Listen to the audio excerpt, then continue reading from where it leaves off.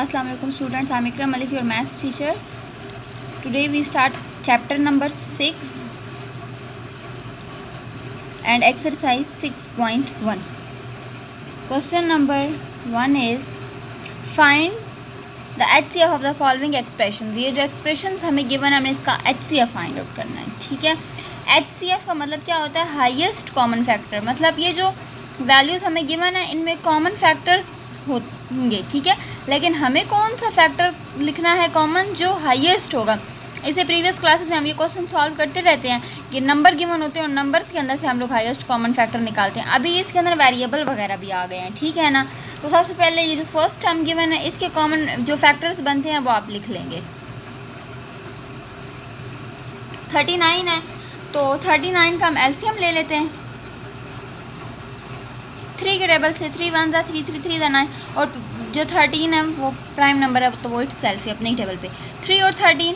उसके बाद x की पावर 7 है और इधर x की पावर 5 है दूसरे में, तो उसको हम लिख लेते हैं x की पावर 5 इंटू एक्स की पावर 2। 5 + 2 7 हो जाता है, ठीक है। अच्छा, उसके बाद यहाँ लिखिए y की पावर 3 और इधर लिखिए y की पावर 6, तो y की पावर 3 ही रहने देंगे क्योंकि वो स्मॉलेस्ट ही नंबर है। उसके बाद z की पावर 1 है तो वो z की पावर 1 को एज इट इज ही रहने देंगे। देन सेकेंड टर्म को देखते हैं 91 x power 5 y power 6 and z power 7। 91 के पहले फैक्टर बना लेते हैं। 91 के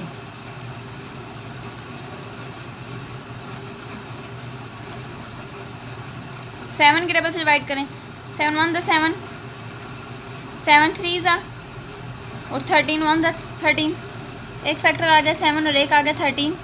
उसके बाद x5 उधर x5 ही है हमारे पास, तो x5 एज इट इज लिखना है।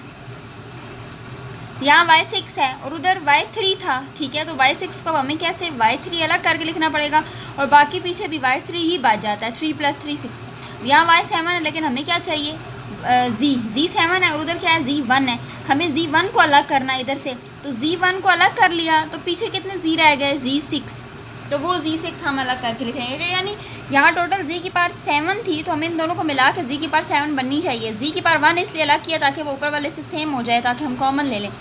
अब कॉमन फैक्टर्स 13 कॉमन है, ये कॉमन है, y पावर 3 कॉमन है, z पावर 1 कॉमन है, ठीक है। तो कॉमन फैक्टर लिख लेते हैं 13 x power 5 y power 3 z power 1। तो जो कॉमन फैक्टर होता है यही HCF होता है, हाईएस्ट कॉमन फैक्टर, ठीक है। इसका जो सेकंड पार्ट है ये खुद सॉल्व करना है। पहली टर्म है 102, इसके फैक्टर्स वगैरह बनाने हैं 85 के 187 के और देन फिर इसमें से कॉमन टर्म्स सेपरेट कर लेनी है, सही। अच्छा, उसके बाद सेकंड क्वेश्चन आ गया हमारे पास। Question number 2, find the HCF of the following expression by factorisation. तो हमने इन एक्सप्रेशंस का HCF ही फाइंड आउट करना है लेकिन फैक्टर्स बनाने हैं इस टर्म के।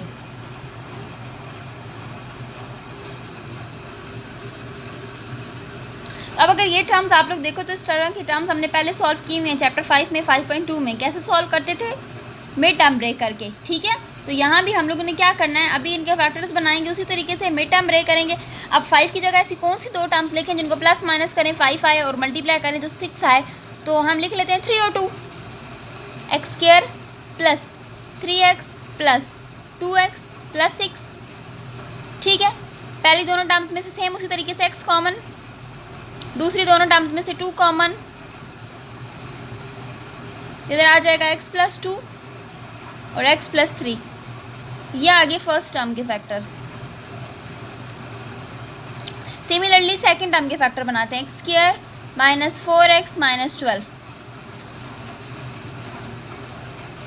अब ऐसी कौन सी दो टर्म्स देखें जिनको मल्टीप्लाई करें तो 12 आए और प्लस माइनस करें तो 4 आए, ठीक है। तो एक है हमारे पास 3 और 4, 3 4 ज़ा 12, लेकिन 3 और 4 को माइनस करने से 4 नहीं आता। अगर हम 6 और 2 को देखें 6 2 ज़ा 12 और 6 में 2 को माइनस करेंगे तो 4। x² - 6x + 2x - 12, x common x - 6 + 2 x - 6 x - 6 and x + 2। ये हमने इनके फैक्टर्स बना लिए। यहाँ पे ही लिख लेते हैं 7। अब कॉमन फैक्टर, कॉमन में क्या है, x+2 है, इधर भी x+2 है, दोनों में कॉमन x+2 ही है, तो यही इसका HCF है, ये इसका रिक्वायर्ड आंसर है। ठीक है। अच्छा, उसके बाद इसका जो सेकंड पार्ट है, यहाँ पे अब x³ -27 लिखा हुआ है, 27 को लिख लेंगे 3 का क्यूब, फिर वो जो क्यूब का फार्मूला है वो फार्मूला ओपन कर लेंगे। सेम यहाँ पे मिड टर्म ब्रेक करनी है, यहाँ से 2 कॉमन लेके फिर स्क्वायर का फार्मूला बना लेना है, तो उसमें से जो टर्म्स कॉमन आती हैं वो कॉमन ले लेनी है। ठीक है। थर्ड पार्ट, फोर्थ और फिफ्थ, मैं फिफ्थ बताती हूँ। ठीक है। अब ये जो थर्ड पार्ट है, थर्ड में भी ऐसे ही करना है। ये वाला जो x³ इधर लिखा हुआ है ना, x³ x² x है, तो इधर से x कॉमन ले लें बेशक। ठीक है, x कॉमन लेके उसके बाद इसकी मिड टर्म ब्रेक होगी। 5 पार्ट देखें ज़रा।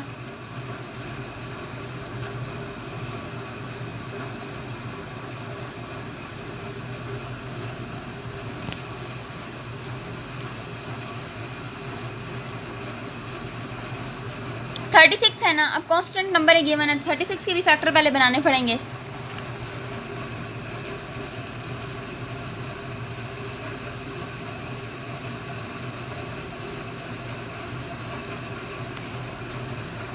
तो 2 × 2 × 3 × 3। अब ये जो टर्म्स गिवन है इसमें से एक तो x² हम कॉमन ले सकते हैं, बाकी क्या आ जाएगा 3x² 5x - 2। ठीक है, 2 as it is, 2 as it is, 3 as it is, 3 as it is, x² as it is. अब ये जो टर्म है इसकी मिड टर्म ब्रेक करनी पड़ेगी, 3x²। अब हमें मल्टीप्लाई करके ये टर्म चाहिए, 3 2 6 और प्लस माइनस करके 5 चाहिए। अच्छा, तो और इधर माइनस है तो हम लोग लिख लेते हैं +6x - x।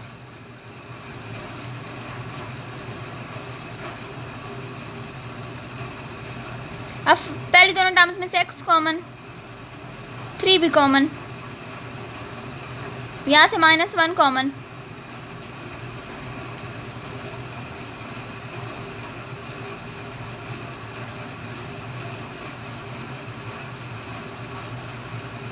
ये एक टर्म के फैक्टर कंप्लीट। अब सेकंड के करते हैं, 54 27x4 - x।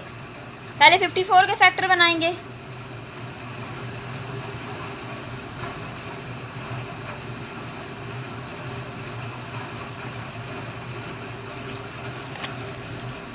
तो 2 × 3 × 3 × 3। अब ये दोनों टर्म्स इनमें से x कॉमन जा सकता है, x कॉमन ले लेंगे, 27x³ -1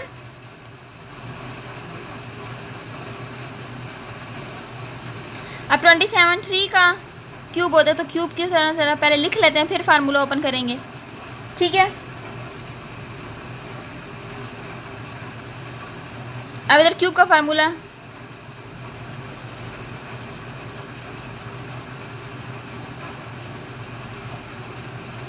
x × 1 लिखना था तो 3x याद है, इधर 1 का स्क्वायर लिखना था तो 1 ही आता है, इसी मैंने एज इट इज़ 1 ही लिख दिया है।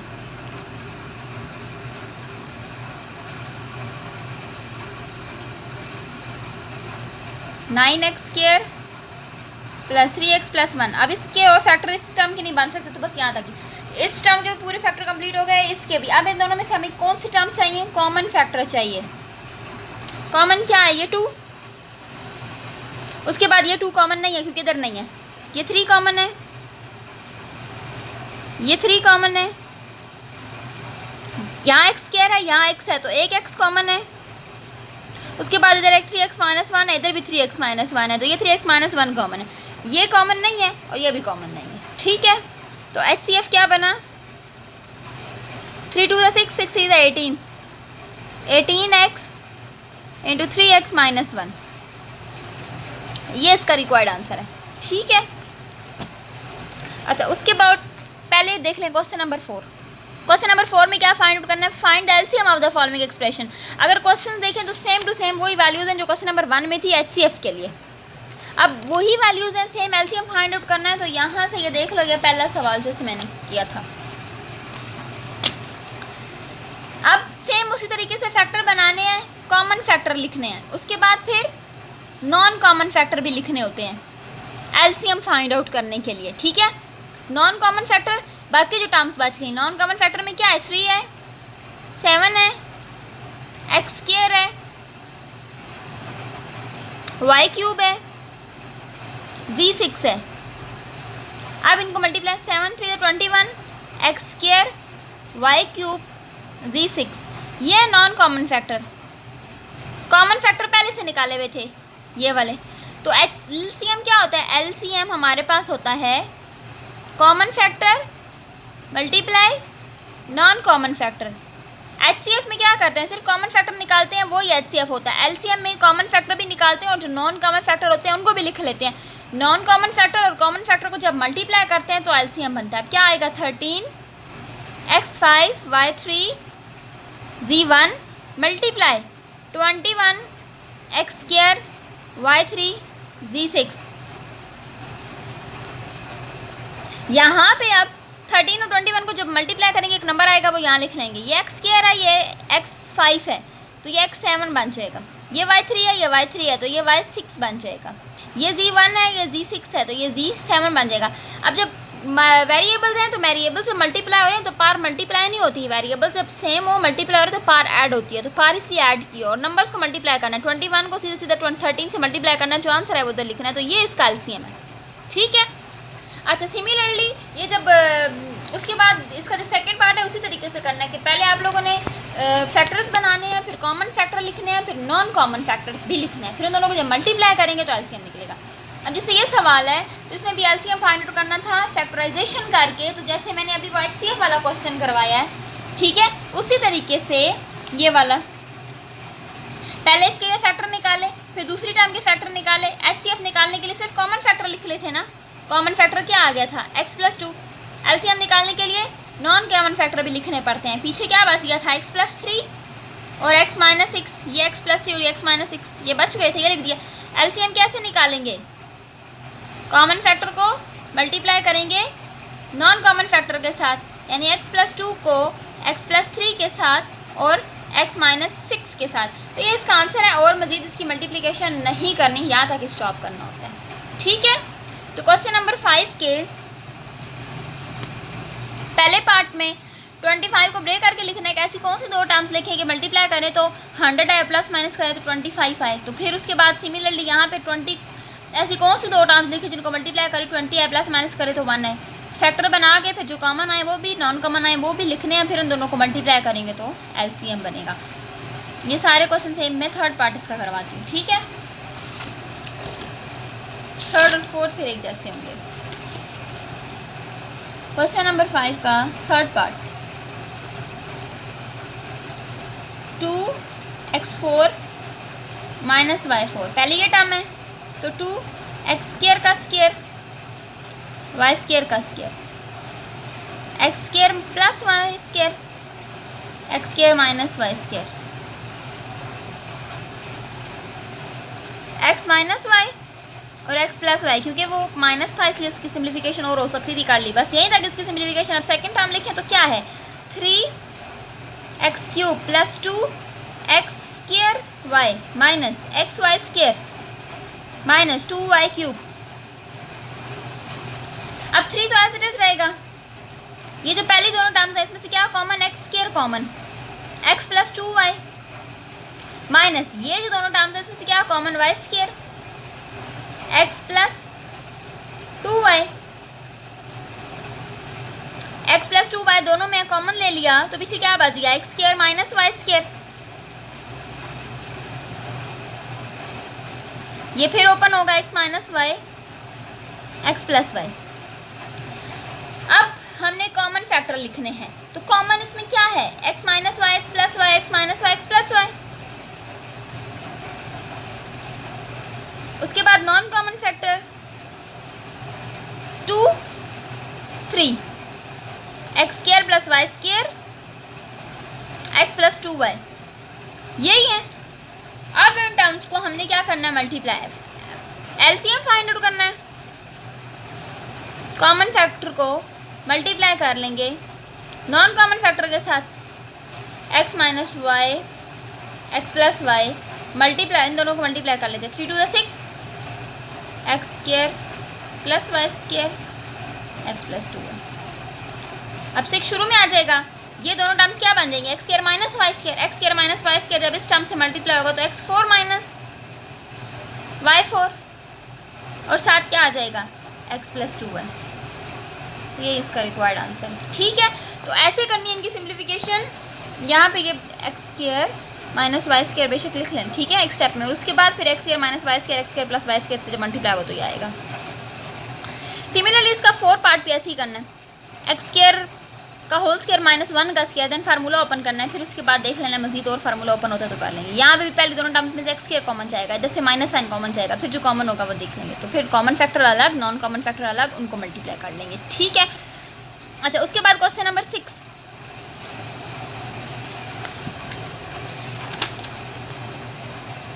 क्वेश्चन नंबर 6 क्या है, for what value of k is x plus 4 the HCF of this and this. ठीक है ना, k की वैल्यू फाइंड आउट करनी है और उसने कहा कि x प्लस 4 HCF है इस एक्सप्रेशन का भी, इस एक्सप्रेशन का भी। अगर HCF जो है x प्लस 4 इस एक्सप्रेशन का HCF है तो इसका मतलब क्या है कि x प्लस 4 इस इक्वेशन का क्या है, फैक्टर भी है। ठीक है ना, क्योंकि हम जब HCF फाइंड आउट करते हैं तो ये चीज़ फाइंड आउट करते थे ना, इस HCF इस एक्सप्रेशन का क्या होता है, कॉमन फैक्टर होता है। तो इसका मतलब x प्लस 4 इस एक्सप्रेशन का क्या है, फैक्टर है, इसका या इसका, दोनों का, दोनों में से जो एक्सप्रेशन मर्जी ले लें। लेट कर लेते हैं कि p ऑफ x हमारे पास पोलिनोमियल है, मैं ये वाली ले रही हूँ। ठीक है, जो मर्जी लें सेम आंसर आएगा। अब वैल्यू क्या गिवन है x प्लस 4, उसको 0 की इक्वल करेंगे और यहाँ से वैल्यू आ जाएगी x की माइनस 4। वो जैसे हम लोगों ने क्वेश्चन किए थे 5.3 में रिमाइंडर और वो फाइंड, सेम वैसा क्वेश्चन है। ठीक है, x की वैल्यू क्या है, माइनस 4, इधर पुट करेंगे x की जगह, हर जगह माइनस 4।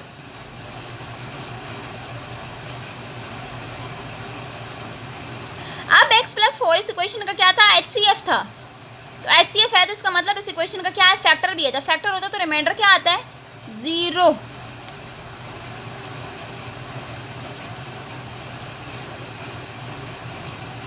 थर्टी 20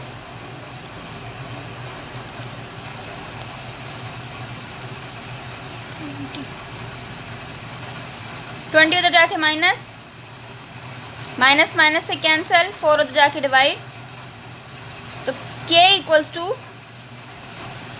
5। तो ये इसका रिक्वायर्ड आंसर है। बेशक दूसरे एक्सप्रेशन पुट करके चेक कर लो, उससे भी यही आंसर आएगा। हमने k फाइंड आउट करना था, जस्ट दो एक्सप्रेशन ऐसे ही दी थी कंफ्यूज करने के लिए, एक को यूज़ करके बस हमने k की वैल्यू फाइंड आउट करनी। ठीक है, बाकी इसके जो रिमेनिंग क्वेश्चन हैं वो नहीं करने, 6 तक ही करना है। अब ये क्वेश्चन 3 रह गया, क्वेश्चन 3 को देख लें। क्वेश्चन नंबर 3 क्या है, find the HCF of the following by division method. अब जैसे एक में हमने किया फैक्टराइजेशन मेथड से, अब इसमें कैसे फाइंड आउट करना है, डिवीजन मेथड से फाइंड आउट करना है। ठीक है, अच्छा अब यहाँ पे देख लें, जो दो पोलिनोमियल आपको गिवन है, एक ये पोलिनोमियल एक ये पोलिनोमियल, एक का हम ये डिवाइडेड का साइन बनाएंगे, अंदर जो टर्म लिखनी है वो वाली लिखनी है जिसमें जो x है उसकी पावर जो है वो ग्रेटर हो। ठीक है, अब जो पहली टर्म है एक्स क्यूब, तो जो मर्जी टर्म लिखो। अब दूसरे सवाल में x4 और x क्यूब, तो कौन सा लिखना पड़ेगा, x4 ही अंदर लिखना पड़ेगा क्योंकि ये बड़ा है। ठीक है, वो तो छोटा है। x5 तो जो मर्जी अंदर लिखें सेम है। तो पहले मैं पहला करवाती हूँ फिर अगला।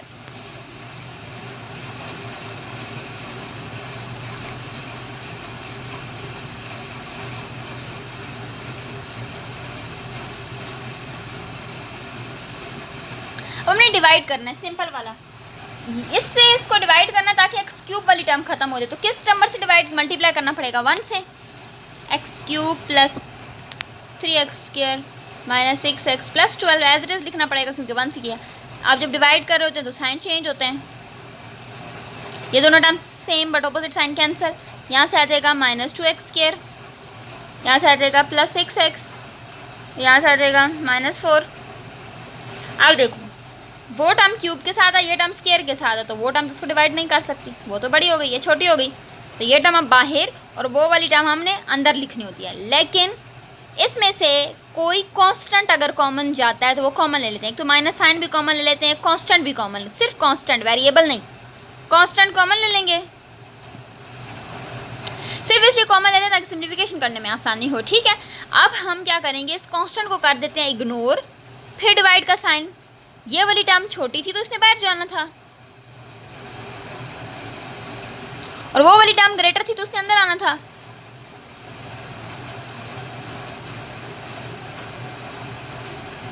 ठीक है, अब हमें इस टर्म को किससे मल्टीप्लाई करें कि एक्स क्यूब आए, तो इधर इस एक्स को एक्स स्क्वायर को एक्स से मल्टीप्लाई करें, इधर एक्स आ जाएगा।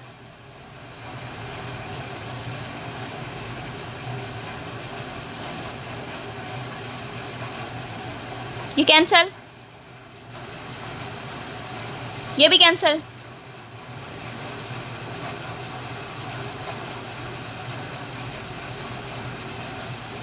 यहां से हमारे पास आ जाएगा -14x + 12।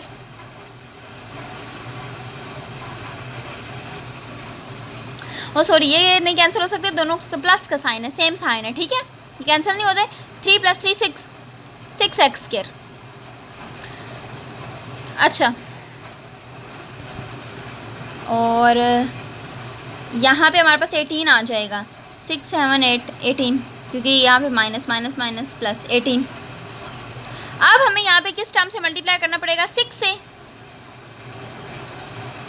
6x² - 18x + 12, sign change. अब टर्म्स कैंसल, रिमाइंडर 0। जब रिमाइंडर 0 आता है तो उस टाइम पे जो डिवाइडेंड होता है, जो डिवाइड करने वाली टर्म होती है, वो आपके पास HCF होता है, तो ये HCF है, ठीक है। अब अगर इसके फैक्टर बना के लिखते हैं तो फैक्टर बना के लिख लें, बनते हैं तो, नहीं बनते तो बेशक ऐसे ही लिख लें। अगर फैक्टर बनते हैं -2x - x + 2,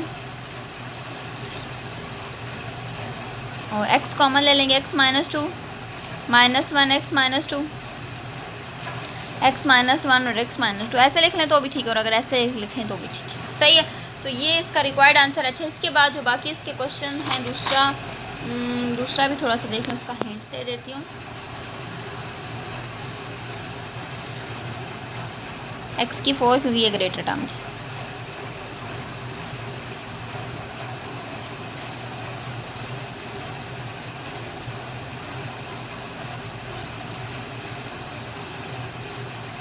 ग्रेटर टर्म अंदर लिख दी और छोटी टर्म बाहर लिख दी। अब इस टर्म को किससे मल्टीप्लाई करें कि x4 आए, तो x से मल्टीप्लाई करें, x³ को x से मल्टीप्लाई करें, x4 आ जाएगा, लेकिन साथ 5 भी है, इधर तो 5 नहीं है तो वो कटेंगी नहीं, तो हमें क्या करना पड़ेगा, अंदर वाली टर्म को 5 से मल्टीप्लाई कर लेते हैं ताकि अंदर वाली टर्म के साथ 5 आ जाए। बाय वाली टर्म के साथ से 5 हटा तो नहीं सकते, लेकिन अंदर वाली टर्म के साथ लगा सकते हैं, तो हम अंदर वाली टर्म को 5 से मल्टीप्लाई कर लेंगे, तो 5x4 सारी टर्म से मल्टीप्लाई करना पड़ेगा, 5x³ - 10x² + 5x - 15, ठीक है। अब उस टर्म को किससे मल्टीप्लाई करना है, x से, तो वो x इधर लिखा और इसको मल्टीप्लाई करके यहाँ लिखेंगे, 5x² 4 + 3x³ - 17x² + 6x, ये दोनों टर्म कैंसिल, यहाँ पे आ जाएगा 2x³, यहाँ पे आ जाएगा -7x², यहाँ पे आ जाएगा -x -15। अब वो भी क्यूब है, ये भी क्यूब है, वो इसको डिवाइड कर सकता है, लेकिन वहाँ पे यहाँ प्लस आता है, ठीक है, 17 से प्लस है। अच्छा, अब ये देखो, यहाँ पे ये भी क्यूब है, ये भी क्यूब है, वो टर्म इसको डिवाइड कर सकती है, 1 से मल्टीप्लाई करना पड़ेगा, लेकिन उधर 5 है, इधर 2 है। अब 5 के टेबल में 2 तो नहीं आता, तो 5 के टेबल में ऐसी या तो 5 आता है या फिर 10 आता है। अब इधर हम 5 तो नहीं बना सकते, लेकिन 10 बना सकते हैं। कैसे, अगर इस टर्म को अगेन हम 5 से मल्टीप्लाई कराएं, जैसे इधर कराया था 5 बनाने के लिए। अब इधर हमें 10 चाहिए, क्योंकि 5 तो बना नहीं सकते, 10 बना लेते हैं, फिर 10 5 के टेबल में आता है ना, तो अब सारी टर्म से मल्टीप्लाई करना पड़ेगा।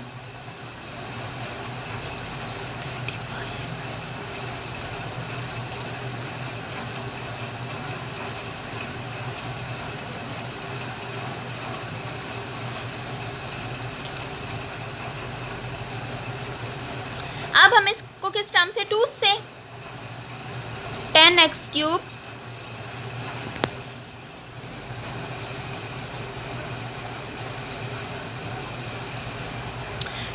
2 3 द 6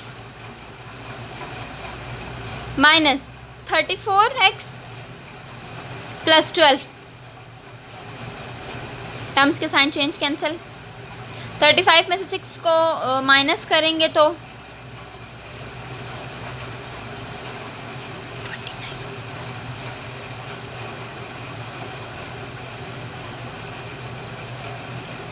29, यहाँ पे भी 29 माइनस माइनस, तो ये आ जाएगा 87 माइनस साइन के साथ। अब जो बाई टर्म डिवाइड कर रही है वो आपके पास क्यूब है, ये वाली टर्म थी ये स्केयर है। अब फिर वही तरीका कि आप क्यूब वाली टर्म तो ग्रेटर होगी उसको अंदर रखना है और उसको बाय रखना है। बस अब ये क्वेश्चन समझाना है सिर्फ इसलिए था, इसमें चेंज सिर्फ ये था कि अंदर वाली टर्म को किसी कांस्टेंट से मल्टीप्लाई करना पड़ता है। तो कंफ्यूज नहीं हो जाना कि बाय वाली टर्म तो डिवाइड कर ही नहीं रही है तो क्या करेंगे, तो किसी वेरिएबल से मल्टीप्लाई नहीं कर सकते अंदर, हाँ किसी नंबर से मल्टीप्लाई कर सकते हो, तो वो नंबर से हम कर लिए, 5 से किया, दोनों दफ़ा 5 से किया। मैं कंप्लीट करवा देती हूँ क्वेश्चन। अब इसमें हम 29 कॉमन ले लेंगे, 3 आ जाता है। अब यही टर्म बाहर आ जाएगी और वो टर्म अंदर आ जाएगी।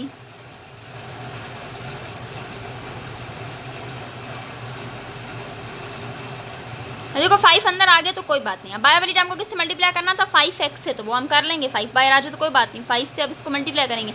5x cube plus 5x square minus 15x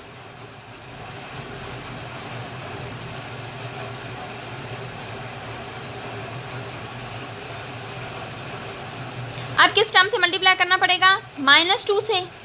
sign बेशक इस टर्म से देख लिया करो, ये जो टर्म होती है इसी का साइन लगाना होता है। माइनस था तो -2 लगाया, +5 था तो +5 ही लगाया, ठीक है। -2x square -2x